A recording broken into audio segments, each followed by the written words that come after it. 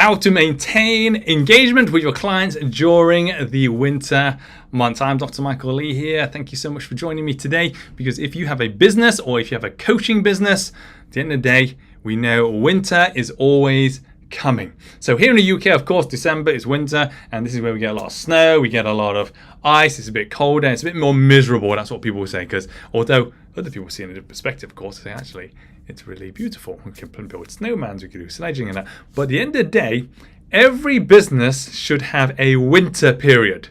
And what a winter period is, it's the season that is just a lot tougher than the good times, or the summer months, when we know that money's really just coming in constantly, and we get new clients left, right, and center. But then there's a quiet time that's like, oh, actually, why is winter here?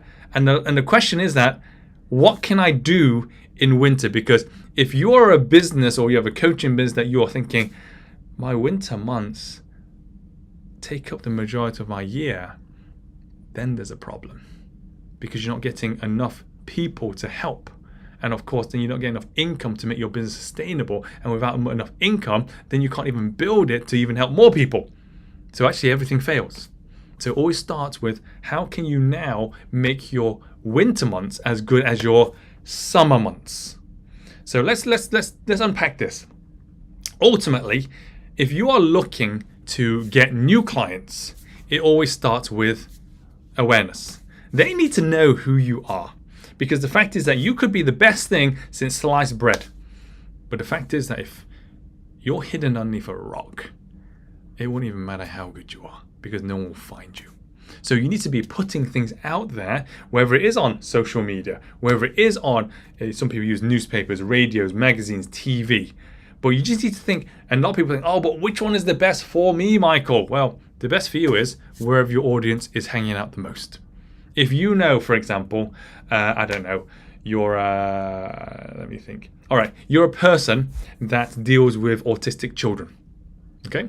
You're going to be thinking, oh, I need to hang out where the autistic children are. No, you don't. You hang out where the autistic children's parents hang out. Because ultimately, they're the ones that will be feeling the pain of, actually, I need to do something to help my children. And wherever they hang out, there may be a coffee club in a certain community center that they will hang out with.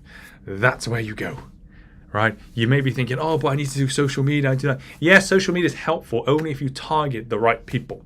And you need to know how to do that as well. But you need to find, yes, where are your ideal audience? Then you can actually get them to be aware of you. And once you get the awareness, they need engagement.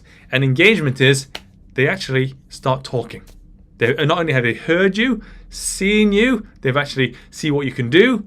Now you need to get them to talk with you. Because as soon as you talk with you, then there's engagement to find out, actually, can you really help them?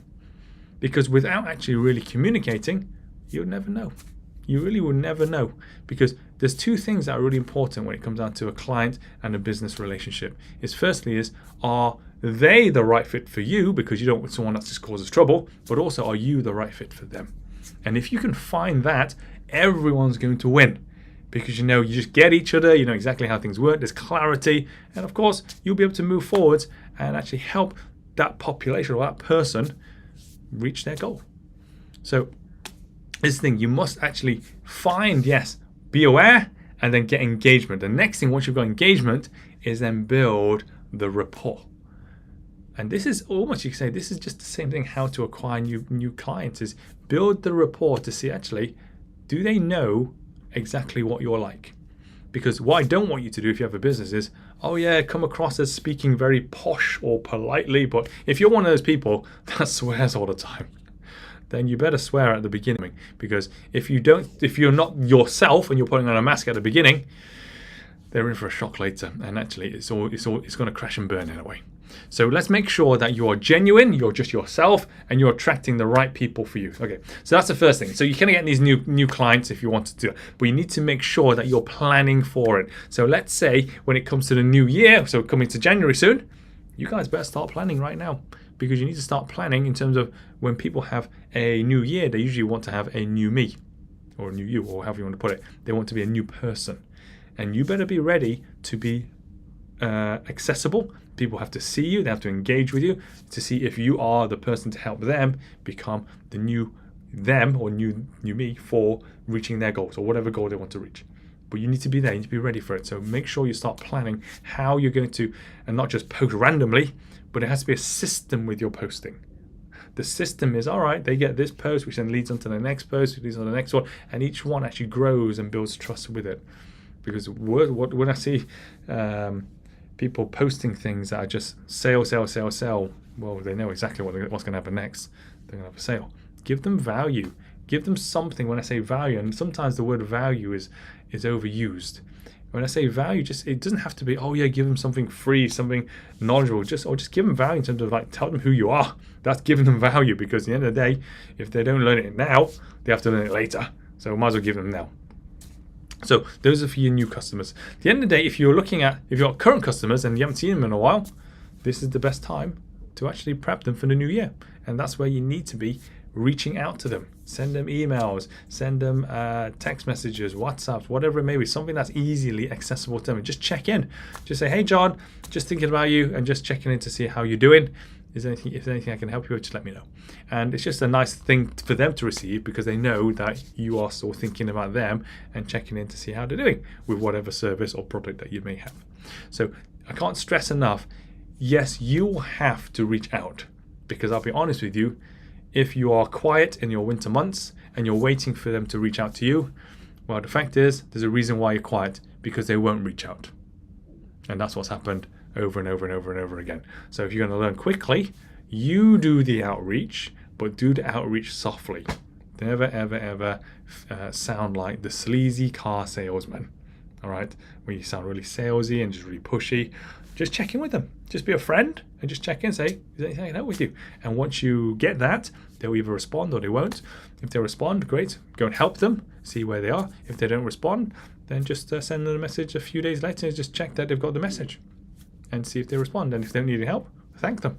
And that's okay. And just ask them, can I check in with you later, just to make sure everything's good? And of course, they're going to say yes.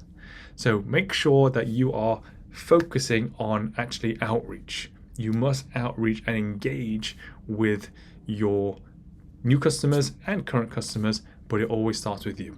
You have to do it, because no one else will do it for you. You have to type the message, or if you've got a team, they'll type the messages for you, but you need to be sending them out in masses, right? In masses. And for January the 1st is a great time to help them create some new goals and also create some incredible results as well, because that's what people want in the new year. They're like, new year, new me, new goals, let's go. So let's make sure that you're reaching the right people. And of course, this is one of the things that I'm going to be offering you right now, is that, of course, if you find this really helpful in terms of gives you a bit of a sequence or a plan in terms of what you need to do for January, well, ultimately, I'm one of those that are really passionate on making sure everyone wins. So I do actually have, if it's okay if I share with you, I do actually have a 10-day challenge, which is a success challenge to make sure you have all of the habits that I give to all of the Olympians that I treated, all of the Hollywood celebrities, all of the athletes, that they know what to do to create habits to make sure every single day will create the result that they want, so they can operate anytime, anywhere, any place, so nothing takes them out. If you're interested in taking that 10-day challenge, just put me into chat and one of our team members will reach out to you and they'll just make sure you're the right fit. Just like exactly what I've just said on this live video, just to make sure this is for you, because the worst thing we could do is give you something that actually may not be the right thing for you, because we want to make sure this is for you and that you're going to succeed. So if that's something you'd like, let me know. Other than that, thank you so much for being here this Friday, and I look forward to seeing you next Friday. Have a lovely, lovely weekend, and spend it with friends, family, and loved ones, of course, and I'll see you next week. Bye for now.